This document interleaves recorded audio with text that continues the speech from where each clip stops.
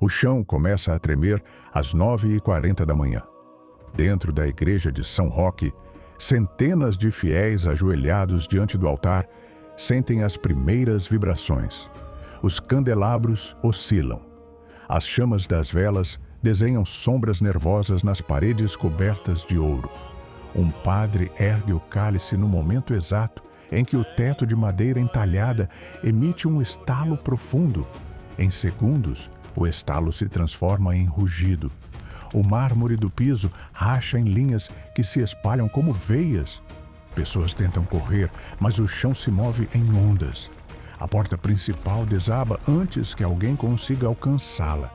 E então, num instante, que parecerá eterno para os poucos sobreviventes, toda a estrutura colapsa sobre os corpos ainda em oração. Em toda Lisboa, cenas idênticas se repetem simultaneamente. É o dia de Todos os Santos. É 1º de novembro de 1755. E a capital de um dos maiores impérios do mundo está prestes a desaparecer. Nas horas que antecederam o desastre, Lisboa acordou como em qualquer outro feriado religioso. O sol nasceu por volta das 6h30, tingindo o Tejo de laranja.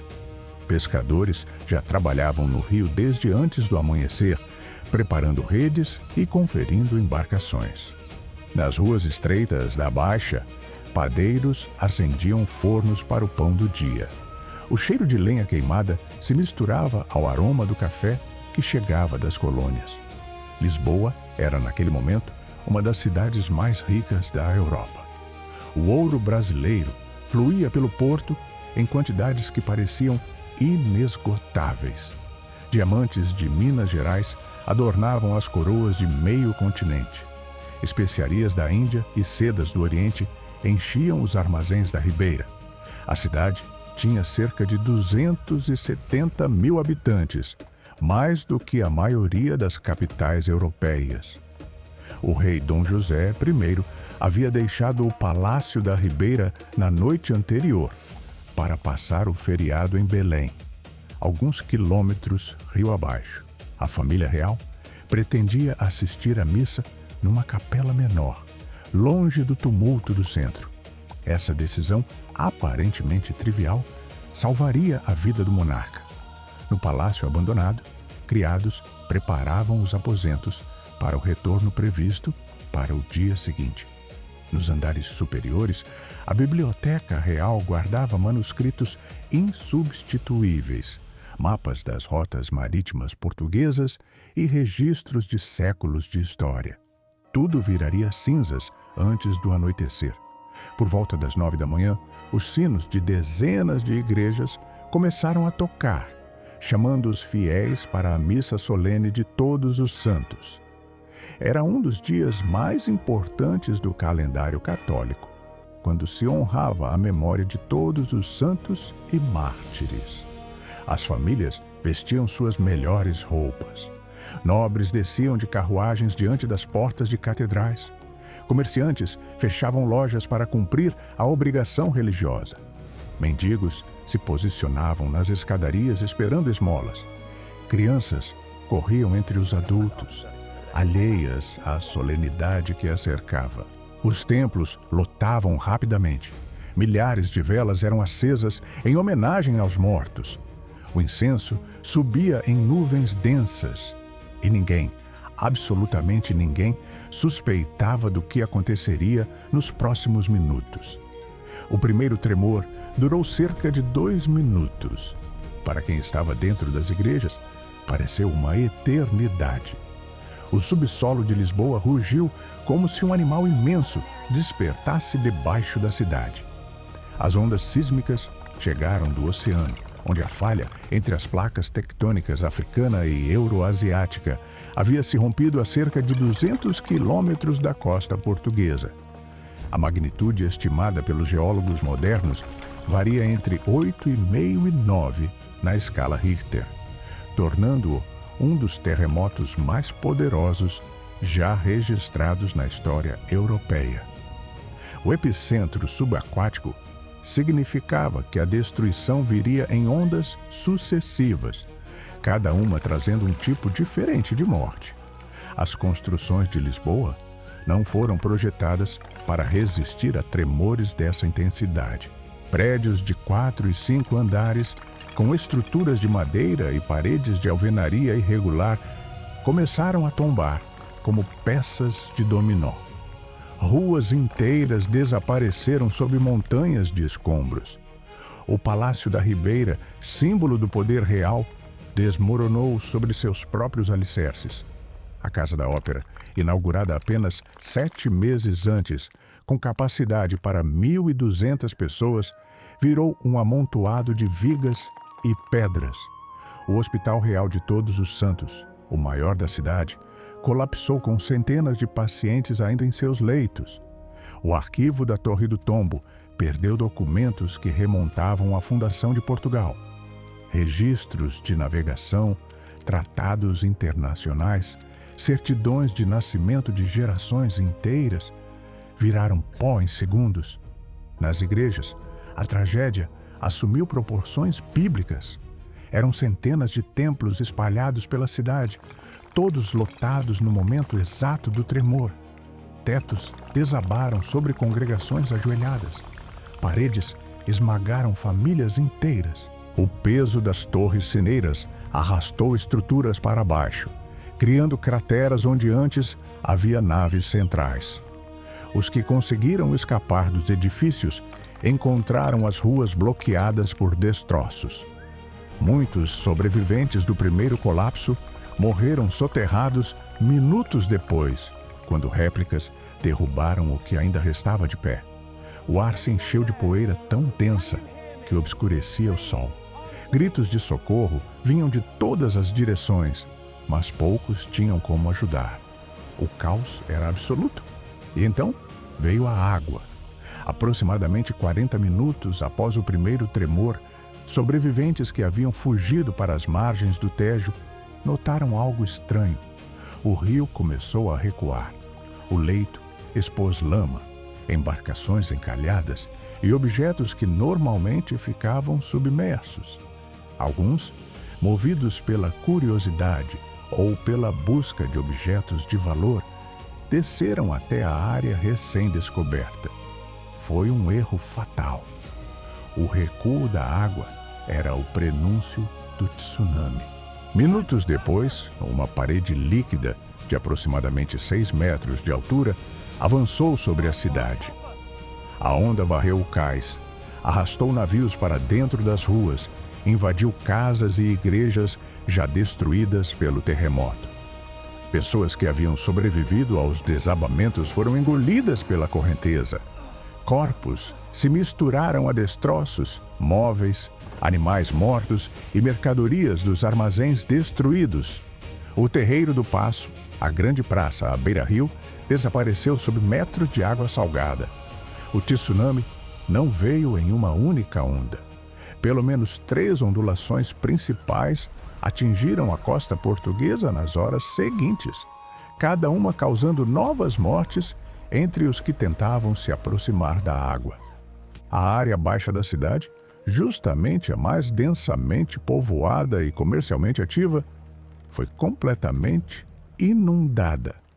Embarcações de grande porte foram encontradas posteriormente a centenas de metros do rio, depositadas em praças e ruas onde jamais deveriam estar. O Porto de Lisboa, um dos mais movimentados do mundo, deixou de existir em questão de minutos, mas a catástrofe ainda não havia terminado. As milhares de velas acesas nas igrejas para a missa de Todos os Santos, os fogões das cozinhas, as lareiras das casas, tudo isso se transformou em fonte de ignição quando os edifícios ruíram. Os incêndios começaram quase imediatamente após o terremoto. Em circunstâncias normais, poderiam ter sido controlados, mas Lisboa não tinha mais infraestrutura funcional. As ruas estavam bloqueadas por escombros. O sistema de distribuição de água havia sido destruído. Os bombeiros, quando existiam, não conseguiam alcançar os focos de fogo. E o vento, que soprava forte naquele dia de outono, espalhou as chamas com velocidade assustadora. O incêndio duraria 5 dias. Consumiu o que o terremoto havia poupado. Bibliotecas com manuscritos medievais, arquivos paroquiais com registros de batismo de séculos, obras de arte encomendadas por reis e nobres, tapeçarias flamengas, móveis trazidos do Oriente, tudo virou combustível. O calor era tão intenso que derreteu sinos de bronze dentro de torres ainda de pé. Sobreviventes que haviam se refugiado em edifícios aparentemente seguros foram alcançados pelas chamas dias depois do tremor inicial. A fumaça podia ser vista a dezenas de quilômetros de distância. Lisboa ardia como uma tocha gigantesca plantada na foz do Tejo. Enquanto a cidade queimava, um homem começou a organizar a resposta. Sebastião José de Carvalho e Melo tinha 56 anos e ocupava o cargo de secretário de Estado dos Negócios Estrangeiros e da Guerra. Não era o ministro mais importante do governo, mas revelou-se o mais capaz em meio à crise. Enquanto outros membros da corte entravam em pânico ou fugiam para suas propriedades no campo, ele permaneceu em Lisboa, coordenando as primeiras medidas de emergência. Quando o rei Dom José I, em choque após ver a destruição, perguntou o que deveria ser feito, a resposta atribuída ao ministro tornou-se lendária por sua objetividade diante do caos. Era necessário enterrar os mortos e cuidar dos vivos. As ações de Carvalho e Melo, nas semanas seguintes, definiriam sua carreira e transformariam Portugal. Ele ordenou que a tropa cercasse a cidade para impedir saques e fugas em massa.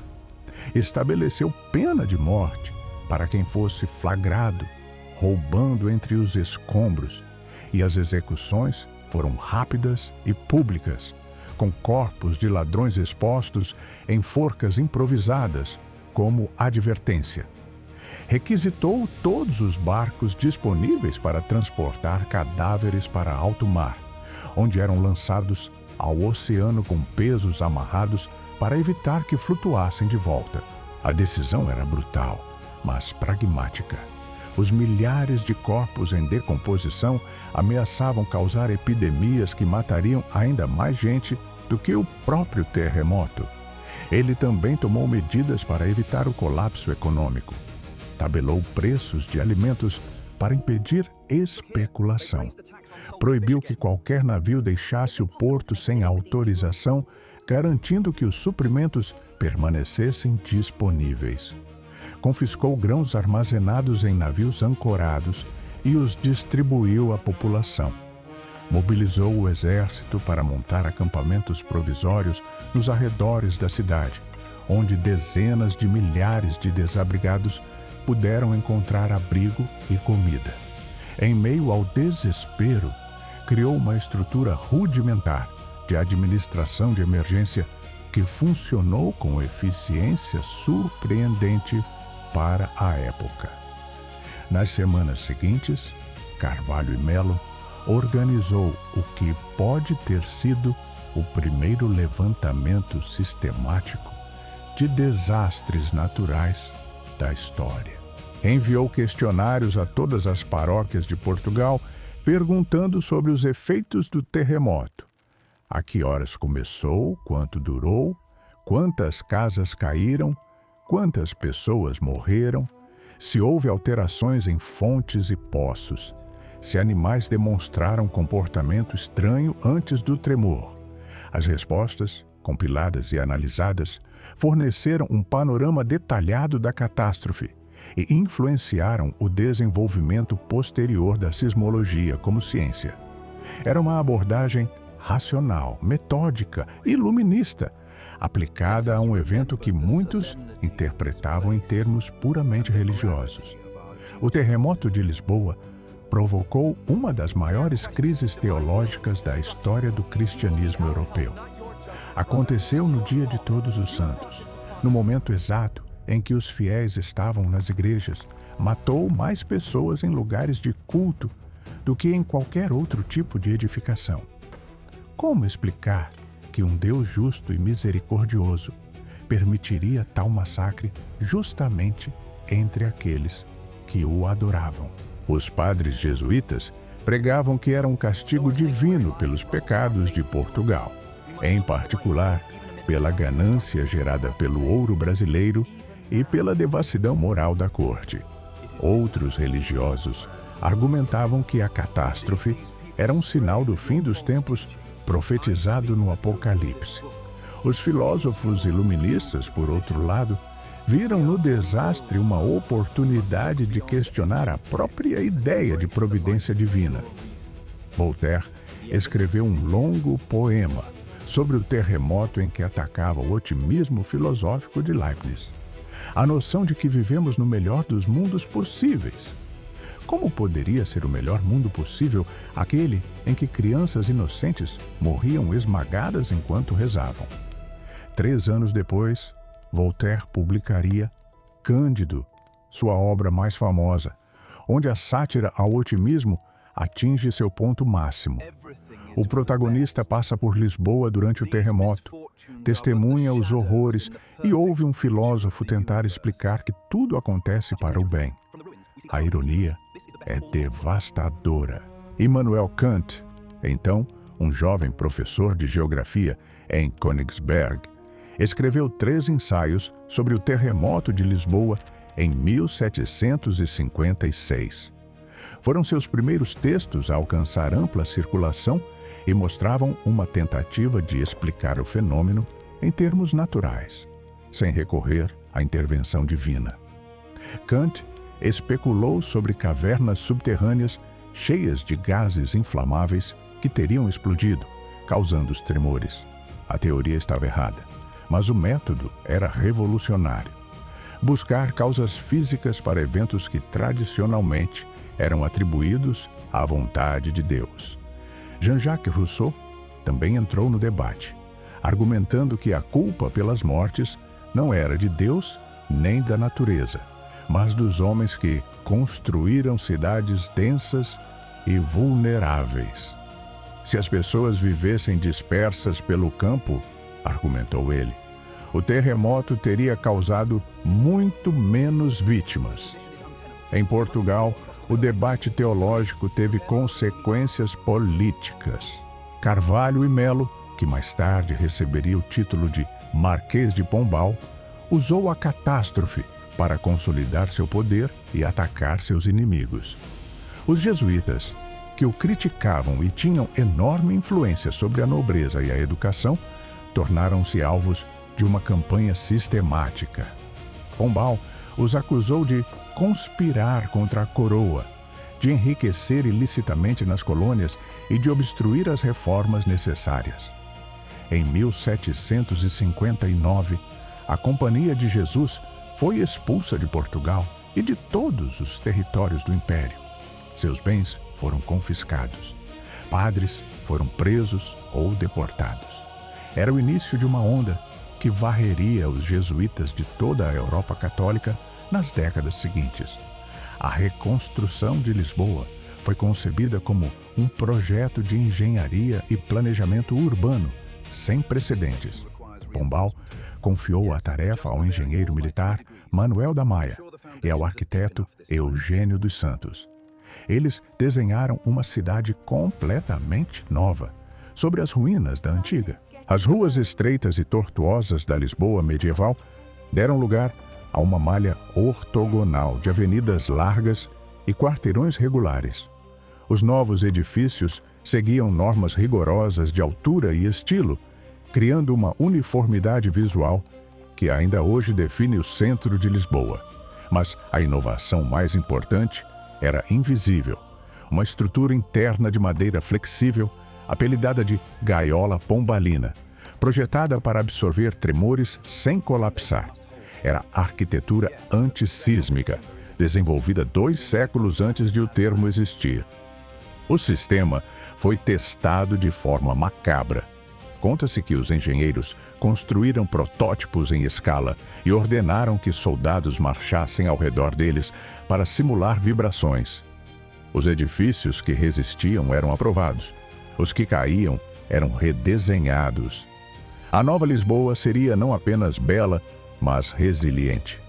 As obras duraram décadas e consumiram recursos enormes, parte deles extraídos do Brasil, sob forma de impostos extraordinários. A Praça do Comércio, construída no local do antigo Terreiro do Paço, tornou-se símbolo do renascimento da cidade.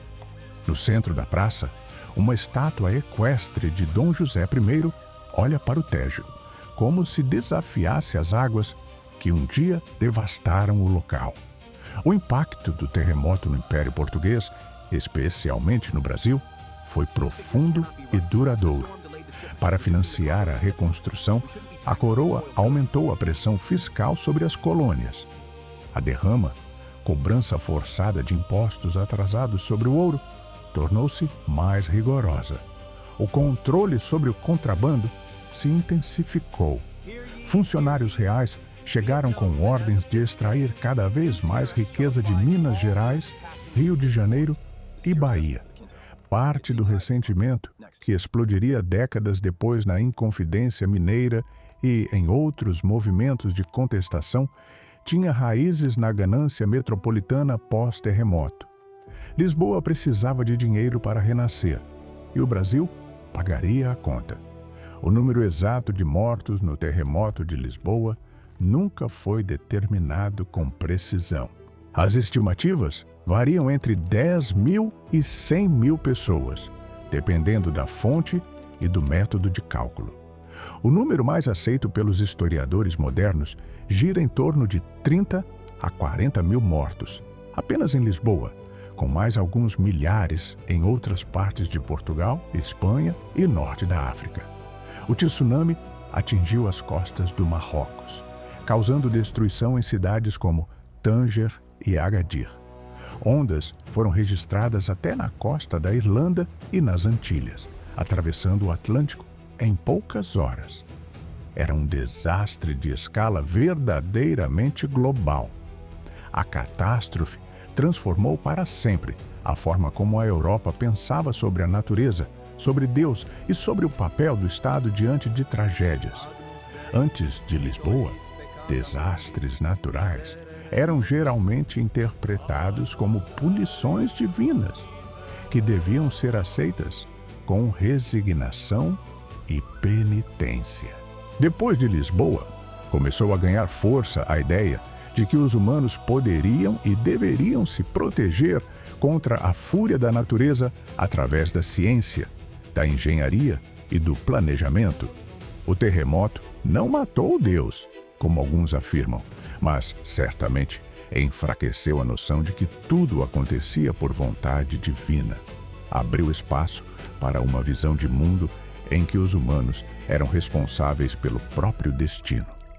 Ainda existem marcas do terremoto de 1755 visíveis em Lisboa. As ruínas do convento do Carmo, no topo de uma colina que domina a Baixa, foram preservadas sem teto, como memorial da catástrofe. Os arcos góticos enquadram o céu aberto e o vento passa livremente onde antes havia abóbadas de pedra. É um dos poucos lugares da cidade onde a destruição permanece exposta, não reconstruída, não disfarçada. Turistas tiram fotos sem saber exatamente o que estão vendo, mas os lisboetas sabem. A ferida nunca cicatrizou completamente. No Brasil, a memória do terremoto sobrevive de formas inesperadas. O aumento da pressão colonial após 1755 deixou marcas na economia, na política e na cultura da colônia. O ressentimento contra os impostos pombalinos alimentou conspirações e revoltas que eventualmente levariam à independência. A expulsão dos jesuítas alterou radicalmente a educação e as missões indígenas. Aldeamentos inteiros ficaram sem proteção e foram dizimados ou absorvidos. O terremoto que aconteceu a milhares de quilômetros de distância reverberou na história brasileira por décadas, talvez séculos. No fim, resta uma pergunta que assombra qualquer pessoa que estude o desastre de Lisboa. A cidade estava cheia de igrejas, repleta de fiéis, saturada de fé. E foi justamente nos templos que a morte ceifou mais vidas. Os que ficaram em casa, os que não foram à missa, os pecadores e preguiçosos que dormiram até tarde no feriado, esses tiveram mais chance de sobreviver do que os devotos ajoelhados diante dos altares. Se o terremoto era um castigo divino, como explicar que punia justamente os fiéis?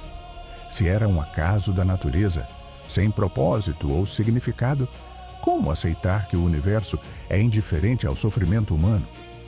270 anos depois, ainda não temos resposta. Talvez nunca tenhamos. E talvez seja exatamente isso que torna o 1º de novembro de 1755 um momento que continua nos interrogando do fundo dos séculos.